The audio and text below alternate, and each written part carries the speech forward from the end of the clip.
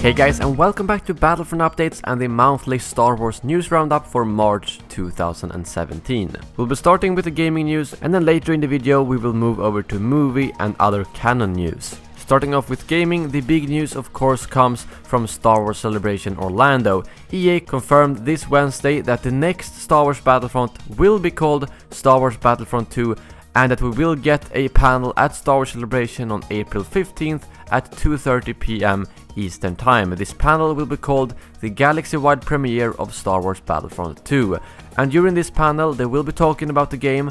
All three development studios, Criterion Games, DICE and Motive Studios, will be there, and they will be showcasing a trailer. So make sure to note that down in your calendar. Even if you can't make it in person, they will be live streaming the entire panel online. There's also been a rumor from Jordan Mason, the editor-in-chief at Cinelinx, who has previously had some legit leaks, and he said that Visceral's Star Wars game has an actual trailer done, and that it should debut as Star Wars Celebration Orlando, but he also goes on to say that the bulk of Star Wars Celebration Orlando will be about Star Wars Battlefront 2 and proving it's a different / better game.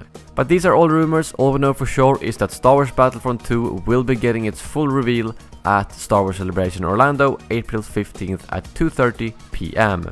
The next piece of news we have is that EA confirmed that Star Wars Battlefront 2 will be playable at EA Play June 10th to 12th this year, and the tickets will go live April 20th. If the tickets works the same way as previous years, they will most likely be free, but it's gonna be on a first come first served basis. So make sure to be ready on April 20th if you want a chance to get a ticket, as you will then get a chance to get some early hands-on with some of EA's games. Moving on, we had a very slight hint regarding Clone Wars, as there's been a big Clone Wars thread on the Battlefront forums with a lot of suggestions on how the heroes could work, their abilities, concept art and all that kind of stuff. And the community manager Sledgehammer actually responded and said, "You guys and gals have some good ideas. Just know that DICE has been listening. Our team is looking forward to the future."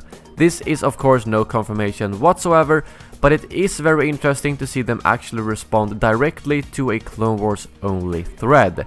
So at least this gives us a little bit of hope. Moving on, Star Wars Rivals is a newly acquired trademark by Lucasfilm that we still don't know what it is for. Most people think it's a mobile game, and I agree with that. Some people also thought it could be the new TV series that will replace Rebels when that is over, but I think Star Wars Rivals sounds a little bit too similar to Star Wars Rebels, so my bet is still for a game.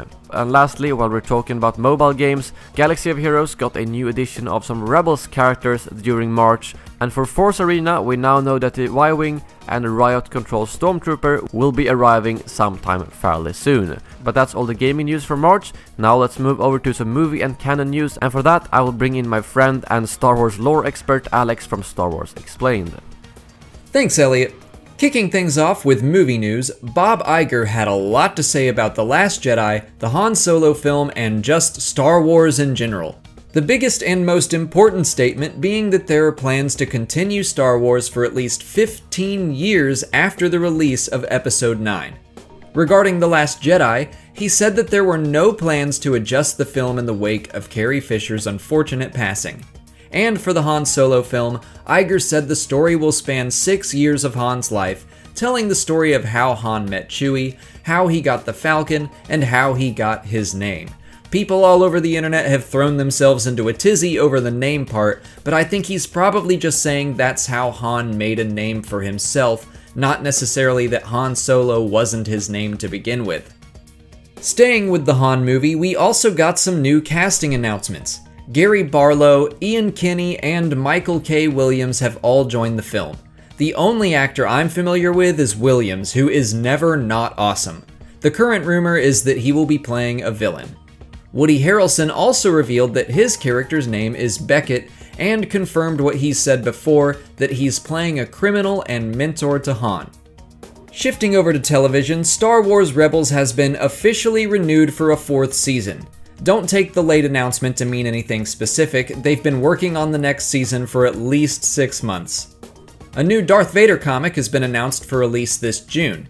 It will be an ongoing series that tells the story of the Dark Lord immediately following Revenge of the Sith, and it'll tell us how he adjusted to his new life, including how he made his red lightsaber.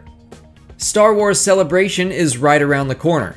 Unfortunately, we won't have another one to look forward to until 2019, as announced by ReedPop, the company that organizes the event. Finally, I want to mention a bit of casting news from Making Star Wars, who claims that Justin Theroux will be in The Last Jedi, playing an expert slicer, which is basically a hacker in the Star Wars universe. I would consider them to be a reliable source, but no official statement has been made by Lucasfilm or Theroux's representation, so take it with a grain of salt. Thank you, Alex. If you guys are looking for more Star Wars news, lore content and all that kind of stuff, make sure to check out Alex's channel in the description below. And if you have any feedback on this series whatsoever, please let us know, as we're very keen to make this series as good as we possibly can. Thank you very much for watching, and as always, may the Force be with you.